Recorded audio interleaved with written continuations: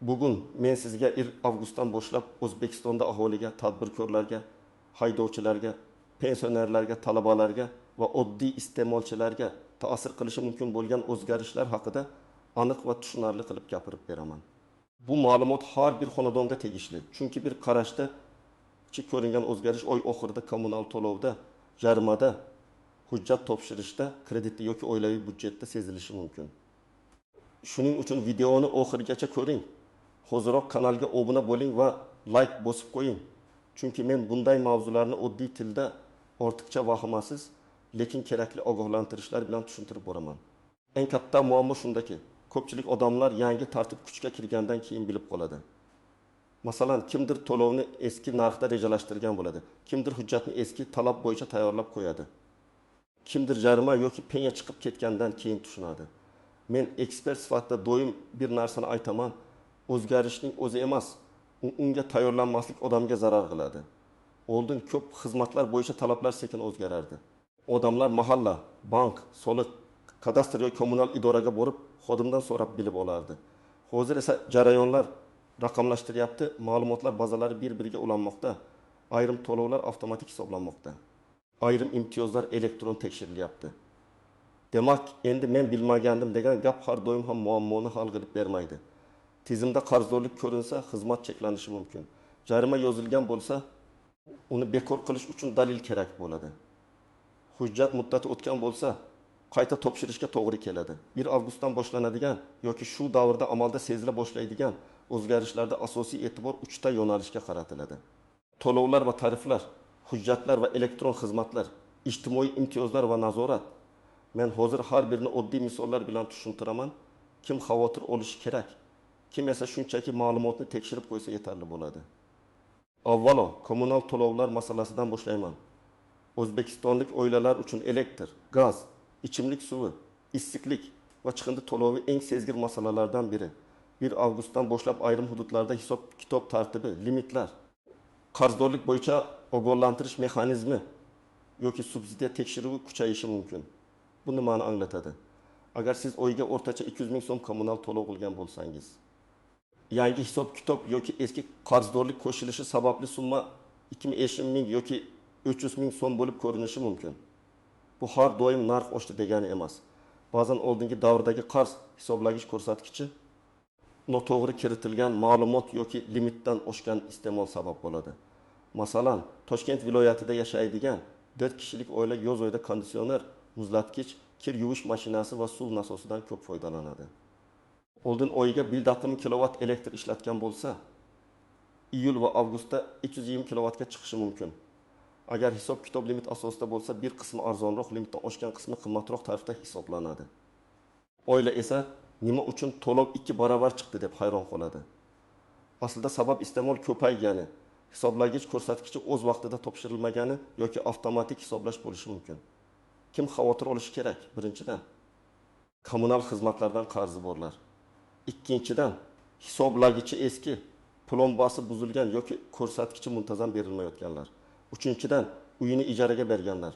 Chunki ijarachi to'lamagan qarz ko'pincha uy egasi nomiga chiqadi.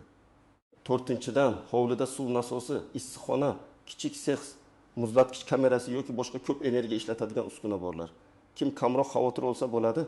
Hisoblagichi so'z to'lovlarni vaqtida qiladigan. Shaxsiy kabinet yoki ilova orqali har oy tekshiradigan odamlar. Keyingi muhim yo'nalish banklar, kreditlar va to'lov intizomi. 1 avgustdan boshlab ayrim banklarda kredit shartlari, komissiyalar, onlayn to'lovlar. Qarzdorlikni eslatish tartibi yoki skoring talablari yangilanishi mumkin. Men buni oddiy misolda tushuntiraman. Siz 20 million so'm iste'mol krediti olmoqchisiz. Oldin bank faqat ish haqi kartangizdagi tushumni ko'rgan bo'lishi mumkin. Endi esa qarzdorlik tarixi, aliment, soliq qarzi, boshqa bankdagi kredit, hatto kechiktirilgan to'lovlar ham ko'proq e'tiborga olinadi. Natijada yaxshi daromad bo'lsa ham, kredit limiti kamayishi yoki foiz stavkasi yuqoriroq taklif qilinishi mumkin. Masalan, fuqaroning oyligi 5 million so'm. U avval telefon uchun 1 million so'm muddatli to'lov olgan. 2 marta 10 kundan kechiktirib to'lagan. U buni jiddiy muammo deb o'ylamaydi. Lekin bank tizimi uchun bu to'lov intizomi bo'yicha signal. Natijada 30 million so'm kredit so'rasa, bank 20 million so'm berishi yoki umuman rad qilishi mumkin. Shu sababli men doim aytaman. Kichik muddatli to'lovni ham vaqtida yopish kerak. Chunki moliyaviy tarix bugungi qarordan ko'ra ertangi imkoniyatga ko'proq ta'sir qiladi. 3-masala hujjatlar va davlat xizmatlari. 1 avgustdan boshlab ko'p jarayonlarda elektron navbat, elektron ariza, ma'lumotnomalarni avtomatik olish va idoralararo tekshiruv kuchayadi. Oldin fuqaro bir idoradan qog'oz olib, ikkinchisiga topshirardi. Hozir ko'p ma'lumotlar bazadan olinadi. Bu yaxshi, chunki odamning vaqti tejaladi. Lekin xavfli tomoni ham bor. Bazadagi xato avtomatik ravishda muammoga aylanadi. Familiyada bitta harf xato bo'lsa, yashash manzili yangilanmagan bo'lsa, nikoh, tug'ilganlik, kadastr yoki transport ma'lumotida nomuvofiqlik bo'lsa, xizmat rad qilinishi mumkin. Oddiy misol. Ayol kishi farzandi uchun nafaqa yoki bog'cha navbati bo'yicha ariza bermoqchi. Pasportdagi familiya turmushdan keyin o'zgargan, lekin ayrim bazalarda eski familiya turibdi. Ariza tizimda ma'lumot mos emas deb to'xtaydi. Ayol idoraga boradi, navbat kutadi, keyin FHDYO yoki migratsiya bo'limiga yuboriladi. Bularning oldini olish uchun 1 avgustgacha yoki kamida shu davrda shaxsiy ma'lumotlarni tekshirish kerak. Pasport, JSHS, shir, telefon raqam, yashash manzili, kadastr, avtomobil, farzandlar ma'lumotlari. 4-yo'nalish ijtimoiy yordam va imtiyozlar. Bu pensionerlar, nogironligi bo'lgan shaxslar, kam ta'minlangan oilalar, bolali oilalar, talabalar va ayrim toifadagi xodimlar uchun muhim. Imtiyozlar endi ko'proq real daromad. Mol-mulk, avtomobil, bankdagi tushumlar va oilaviy tarkib orqali tekshiriladi. Bu nimaga olib keladi? Kimdir haqiqatan yordamga muhtoj bo'lsa, hujjatlari to'g'ri bo'lsa, imtiyozni olish osonlashadi. Lekin kimdir nomida 2 xonadon, avtomobil yoki rasmiy daromad ko'rinsa, nafaqa rad etilishi mumkin. Masalan, oila mahallaga bolalar nafaqasi uchun murojaat qiladi. Oilada ota rasman ishlamaydi, ona uyda 3 ta farzand bor. Lekin otaning nomida eski bo'lsa ham avtomobil turibdi. Yoki bank kartasiga har oy 7-8 million so'm tushum kiradi. Tizim buni ko'rib, oilani kam ta'minlangan deb baholamasligi mumkin. Bu yerda odam bu pul menga tegishli emas, tanishim o'tkazgan deb tushuntirishi mumkin. Lekin tizim avval raqamni ko'radi. Shuning uchun karta orqali begona pul o'tkazmalarini tartibga solish, nomingizdagi mol-mulkni aniqlashtirish juda muhim. 5-masala tadbirkorlar va o'zi band qilganlar uchun. 1 avgustdan boshlab soliq hisobotlari, onlayn kassa, elektron hisob faktura, ijara shartnomalari yoki faoliyat turini ro'yxatdan o'tkazish bo'yicha talablar kuchayishi mumkin. Kichik biznes egalari ko'pincha mening savdom kichik, menga tegmaydi deb o'ylaydi. Lekin bugun kichik savdo ham to'lov tizimlari QR, bank terminali, onlayn chek va soliq ma'lumotlari orqali ko'rinib turadi. Masalan, uyda tort pishirib sotadigan ayol oyiga 3 million so'm daromad qiladi. U buni kichik qo'shimcha daromad deb biladi. Agar mijozlar pulni kartaga o'tkazsa, muntazam tushumlar ko'rinadi. Bu darhol jarima bo'ladi degani emas, lekin faoliyatni rasmiylashtirish masalasi paydo bo'lishi mumkin. O'zini o'zi band qilish, faoliyat turini tanlash, soliq ilovasida ro'yxatdan o'tish kabi oddiy qadamlar keyingi muammolarni kamaytiradi. Yana bir misol, kichik do'kon egasi terminal orqali savdo qiladi, lekin chek bermaydi. Xaridor shikoyat qilsa yoki nazorat xaridi bo'lsa, jarima xavfi bor. 6-yo'nalish haydovchilar uchun. 1 avgustdan boshlab yo'l harakati qoidalari, jarimalarni undirish, sug'urta, texnik ko'rik yoki kamera nazorati bo'yicha yangiliklar amalda ko'proq sezilishi mumkin. Eng ko'p uchraydigan holat, odam eski jarimalarni tekshirmaydi. Keyin avtomobilni sotmoqchi bo'lganda yoki texnik ko'rikdan o'tayotganda qarzdorlik chiqadi. Yoki kamera qayd etgan qoidabuzarlik haqida SMS kelmagan bo'ladi. Lekin tizimda jarima turadi. Masalan, haydovchi bir oy ichida 3 marta tezlikni 10-15 kilometrga oshirib yubordi. Har biri alohida katta ko'rinmasligi mumkin, lekin yig'ilganda oilaviy budjetga jiddiy yuk bo'ladi. Agar jarima vaqtida to'lansa, ayrim holatlarda chegirma bo'lishi mumkin. Kechiksa esa majburiy undiruv, hisob raqamga cheklov yoki boshqa noqulayliklar paydo bo'ladi. Shuning uchun men haydovchilarga oyga kamida 1 marta jarimalarni rasmiy portal yoki mobil ilova orqali tekshirishni tavsiya qilaman. 7-masala ta'lim va talabalar. Avgust oyida abituriyentlar, talabalar. Ota-onalar uchun eng faol davr boshlanadi. Kontrakt to'lovi, grant, yotoqxona, hujjat topshirish, transfer, magistratura yoki kasb-hunar kurslari bo'yicha talablar yangilanishi mumkin. Ota-onalar ko'pincha bitta xatoga yo'l qo'yadi. Faqat kirish natijasini kutadi, lekin keyingi hujjatlar ro'yxatini oldindan tayyorlamaydi. Natijada pasport nusxasi, diplom, tibbiy ma'lumotnoma, harbiy hisob hujjati, imtiyoz hujjati yoki to'lov kvitantsiyasi yetishmay qoladi. Masalan, abituriyent grantga yaqin ball oldi, lekin imtiyoz hujjatini vaqtida tasdiqlamadi. Yoki talaba yotoqxona uchun ariza bermoqchi, lekin doimiy yashash manzili boshqa viloyatda ekanini tasdiqlovchi hujjat tizimda ko'rinmaydi. Bu kichik ko'ringan narsalar navbatda orqada qolishga olib kelishi mumkin. Shuning uchun avgust oyi boshida har bir talaba va ota-ona rasmiy saytlarini, shaxsiy kabinetni, SMS xabarlarini va bank to'lov muddatlarini tekshirish kerak. Endi istisnolar, tuzoqlar va ko'pchilik bilmaydigan nozik jihatlarga o'taman. Birinchi nozik jihat: hamma o'zgarish bir kunda hamma uchun bir xil ta'sir qilmaydi. Avgust sanasi hujjatda kuchga kirish sanasi bo'lishi mumkin. Lekin amalda u hudud, tashkilot, xizmat turi yoki tizim yangilanishiga qarab bosqichma-bosqich seziladi. Shuning uchun qo'shnimda hali o'zgarmabdi. Demak, yolg'on deb xulosa qilish noto'g'ri. Sizning shaxsiy vaziyatingiz boshqacha bo'lishi mumkin. Ikkinchi nozik jihat: rasmiy manba bilan ijtimoiy tarmoqdagi xabarni ajratish kerak. Telegramda 1 avgustdan hamma uchun jarima. Hamma to'lov 2 barobar oshadi. Hamma imtiyoz bekor bo'ladi degan xabarlar chiqsa, darhol ishonmang. Men bunday xabarlarni tekshirganda 3 ta savol beraman. Hujjat raqami bormi? Qaysi tashkilot e'lon qilgan? Kimlarga tatbiq etilishi aniq yozilganmi? Agar bu 3 ta savolga javob bo'lmasa, xabar faqat vahima bo'lishi mumkin.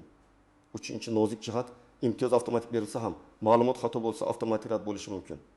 Masalan, nogironlik guruhi, pensioner maqomi, kam ta'minlanganlik, talabalik, harbiy xizmatdagi farzand yoki boquvchisini yo'qotganlik ma'lumotlari tegishli bazada to'g'ri turishi kerak.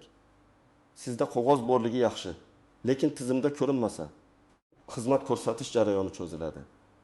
Shu sababli hujjatni faqat papkada saqlash yetarli emas, uni elektron bazada ham tekshirtirish kerak. 4-tuzoq: ijara va norasmiy kelishuvlar. Ko'p odam uyini ijaraga beradi, lekin shartnoma qilmaydi. Keyin kommunal qarz, soliq savoli ro'yxatdan o'tish, talaba yotoqxonasi, bolalar bog'chasi yoki mahalla ma'lumotida muammo chiqadi. Masalan, ijarachi elektr va gazni to'lamay ketdi. Uy egasi bu mening qarzim emas deydi, lekin hisob raqam uy egasiga bog'langan. Yoki ijarachi vaqtincha ro'yxatdan o'tmagan bo'lsa, ayrim xizmatlardan foydalana olmaydi. 1 avgustdan keyingi har qanday raqamlashtirish sharoitida norasmiy kelishuvlar xavfliroq bo'ladi. 5-nozik jihat: kartaga tushgan pul daromad sifatida ko'rinishi mumkin. Albatta, har bir o'tkazma avtomatik soliq yoki jarima degan emas. Lekin muntazam, katta va izohsiz tushumlar savol tug'diradi. Masalan, sizning kartangizga har oy 10 million so'm tushadi. Keyin siz ijtimoiy nafaqa so'raysiz. Tizim buni daromad belgisi sifatida ko'rishi mumkin. Agar bu qarz qaytishi, qarindosh yordami yoki boshqa shaxsning puli bo'lsa, izoh va hujjat kerak bo'lishi mumkin. Shuning uchun karta aylanmasini tartibli yuritish moliyaviy gigiyena hisoblanadi. 6-tuzoq: eski telefon raqami, ko'p xizmatlarni tasdiqlash kodi, jarima xabari, bank ogohlantirishi, davlat xizmati javobi telefon raqamga keladi. Agar raqam eski bo'lsa yoki boshqa odam ishlatayotgan bo'lsa, siz muhim xabarni o'tkazib yuborasiz. Keyin muddat o'tadi, ariza bekor bo'ladi, jarima chegirmasi yo'qoladi yoki to'lov kechikadi. Men har bir kishiga tavsiya qilaman: pasport, bank, soliq, kommunal xizmatlar, my.gov.uz va boshqa shaxsiy kabinetlarda telefon raqamingizni tekshirib chiqing. 7-nozik jihat: men pensionerman, menga tegmaydi yoki men ishlamayman, menga aloqasi yo'q degan fikr xato. Pensioner uchun kommunal imtiyoz, dori-darmon, bank kartasi, pensiya yetkazish, ishonchnoma va shaxsiy ma'lumotlar muhim. Ishlamaydigan odam uchun esa ijtimoiy yordam, tibbiy xizmat, farzand hujjatlari, ijara, bank o'tkazmalari muhim. Har bir toifa uchun o'ziga xos ta'sir bor. Endi eng muhim qism nima qilish kerak? Men buni aniq qadamlar bilan aytaman. Birinchi qadam: shaxsiy hujjatlaringizni tekshiring. Pasport yoki ID karta muddati, JSSHIR yashash manzili, nikoh holati, farzandlar tug'ilganlik ma'lumotlari, kadastr va avtomobil ma'lumotlari to'g'ri ekaniga ishonch hosil qiling. Buni my.gov, davlat xizmatlari markazi yoki tegishli tashkilot orqali tekshirish mumkin. Ikkinchi qadam: kommunal hisoblarni ko'rib chiqing. Elektr, gaz, suv chiqindi va issiqlik bo'yicha shaxsiy hisob raqamlaringizni yozib oling. Oxirgi to'lov kvitantsiyalarini saqlang. Hisoblagich ko'rsatkichini rasmga oling, rasmda sana ko'rinmasa ham. Telefon galereyasida sana saqlanadi. Agar qarzdorlik chiqsa, avval tafsilotni so'rang. Qaysi oy, qaysi ko'rsatkich, qaysi tarif bo'yicha hisoblangan? Shunchaki pul to'lab yuborishdan oldin xatolik yo'qligini tekshirish foydali. 3-qadam, bank va kredit tarixini tartibga keltiring. Kreditlaringiz, muddatli to'lovlaringiz, karta qarzingiz, overdraft yoki mikro qarzlaringiz bo'lsa, to'lov sanalarini alohida yozib qo'ying. Telefoningizda eslatma qo'ying. Agar to'lay olmasangiz, bank bilan oldindan gaplashing. Restrukturizatsiya yoki muddatni uzaytirish imkoniyatini so'rang. Eng yomon yo'l jim yurish. Chunki jim yurish tizimda qarzdor to'lamayapti degan signal bo'ladi. 4-qadam, ijtimoiy yordam oluvchilar hujjatlarini yangilasin.